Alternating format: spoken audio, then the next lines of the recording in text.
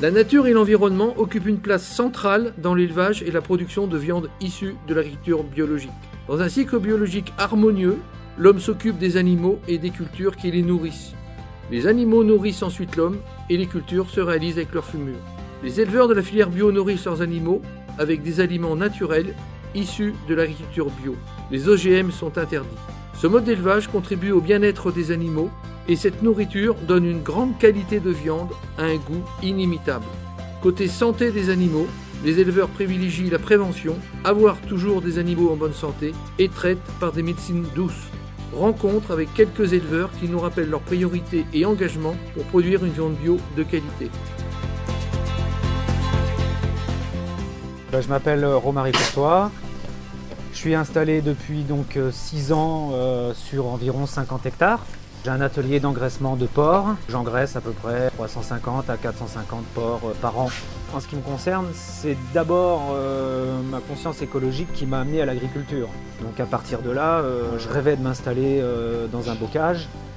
Donc c'était évident que je ferais du bio. Je suis Jean-Marie Rouault, je suis éleveur au vin, installé depuis 1979. Et moi Bertrand Rouault, donc je me suis réinstallé avec Jean-Marie en 1985. Notre exploitation a la chance de se situer en plein cœur du bocage bourbonnais, dans le département de l'Allier, au nord de l'Auvergne.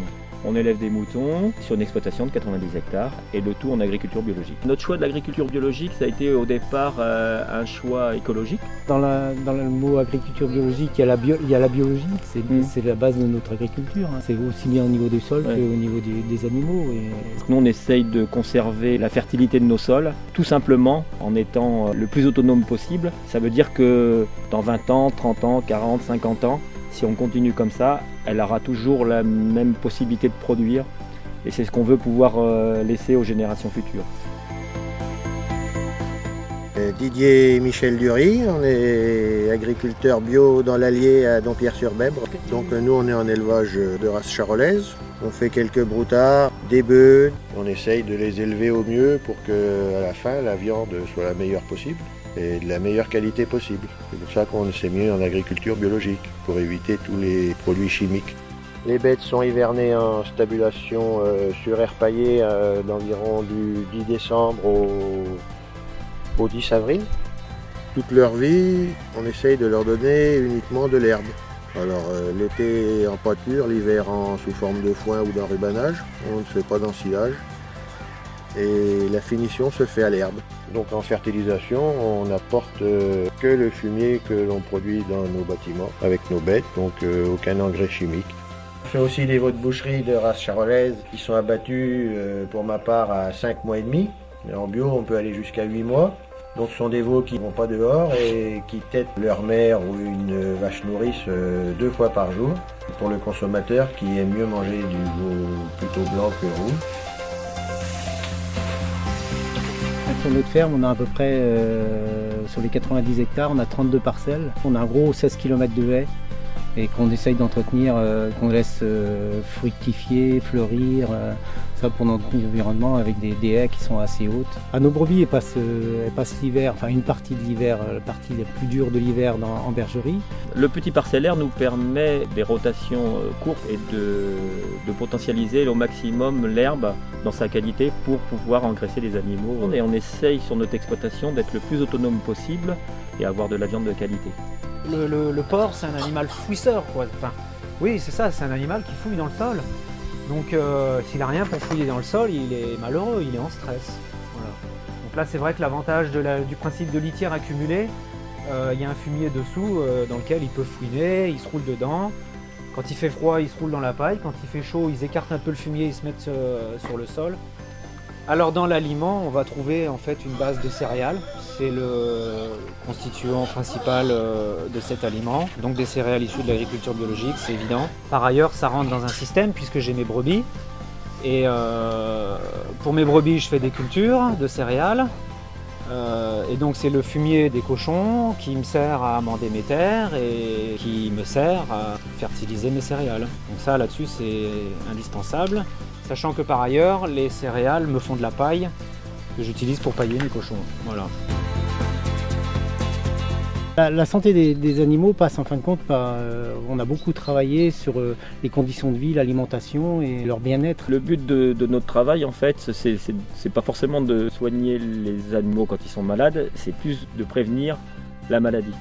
Et cette prévention, elle passe par, au niveau des moutons et donc des brebis et des agneaux, par leur qualité de vie déjà, la qualité de l'alimentation qu'on va leur donner, et d'utiliser certains produits qui vont les renforcer, comme les essences de plantes, l'homéopathie, les oligo-éléments. Au niveau sanitaire, nous essayons de soigner nos bêtes le plus naturellement possible. Nous utilisons ou l'aromathérapie ou la phytothérapie ainsi que l'homéopathie.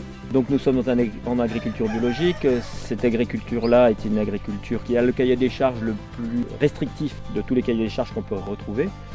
Et bien sûr, il est contrôlé par des organismes indépendants. Oui, l'agriculture biologique, c'est aussi le fait de ne pas utiliser de produits de synthèse. Donc ça nous permet de sortir un produit de qualité qu'on sait qu'il n'est pas pollué par ces produits-là. On utilise des races de qualité bouchère, et c'est des agneaux qui sont... qui vont être donc prêts à commercialiser autour de 4-5 mois.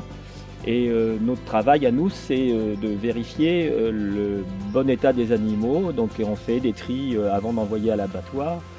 C'est du tri individuel où on va aller chercher le parfait de la bête de façon à avoir une qualité de viande qui soit optimale. Si il part, je fais souvent des lots de 10 à 15. Donc il va y avoir un moment où je vais me dire, là, il faut que j'en annonce. Donc on les trie au poids, voilà, on les trie au poids.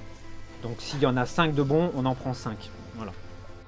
Donc nous sommes ici dans le frigo central où on voit toutes les carcasses des animaux qu'on abat à Sicaba, du bœuf, du veau, de l'agneau et du porc. L'étiquette de traçabilité avec toutes les informations obligatoires et inhérentes, donc l'abatteur, le numéro d'IPG, la race charolaise, le nom d'exploitation, et puis c'est une génisse, donc une femelle qui n'a pas fait de veau, qui est classé R, c'est une bonne conformation, et puis 3, c'est l'état d'engraissement, donc ça ce sont des éléments qui sont vus et revus à chaque fois.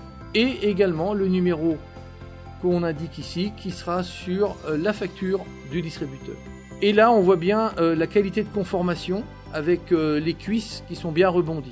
Élément important pour bien juger d'une carcasse, c'est également l'état d'engraissement. Il peut avoir du persillé dans la viande, il faut qu'on ait du gras. Et là, on voit bien des masses graisseuses sur les épaules qui sont garants d'une bonne qualité de persillé. Le cœur de terroir et la signature d'un très bon produit. La question qui revient le plus souvent, c'est l'alimentation générale, surtout tout ce qui est à base de bovins. On leur explique que c'est un élevage à l'ancienne, c'est vraiment des bêtes au parc. Les producteurs font leur foin, leur herbe au parc. L'autre question qui vient assez couramment, c'est le porc. Donc c'est du porc qui est sur paille, qui est en semi-liberté, qui est vraiment élevé à l'ancienne. Au niveau de la traçabilité, il faut être clair. On a un papier de naissance pour le bovin. On a le papier de l'abattoir avec la photocopie de la naissance, de l'acte de naissance. C'est un passeport de vie jusqu'à la mort. Et nous, le boucher, on le reçoit avec. Il est affiché au magasin. On peut suivre la bête de la naissance à l'étal. Les gens se remettent à cuisiner. Donc c'est notre métier de leur expliquer comment faire cuire un morceau et pourquoi on le fait cuire comme ça. Les gens, ce qu'ils veulent, c'est le goût en bouche et la tendresse au couteau. Voilà. Bon, la viande bio, déjà, c'est naturel. Et je n'ai aucune crainte sur la qualité des bêtes. Certains jours, quand je cuisine un bon sauté de veau bio, ça me rappelle le bon goût de la cuisine de mes parents, de mes grands-parents. Moi, j'ai été élevée à la campagne. Le bon goût de la viande, je la connais. J'ai retrouvé ce bon goût avec la viande bio. On connaît la traçabilité de l'animal, on sait qu'il a mangé de l'herbe, ils n'ont pas d'antibiotiques. Pour moi, la santé de mes enfants, c'est très important. La viande bio, ça leur plaît. On avait envie que nos enfants consomment des bonnes choses, et puis également les enfants des autres.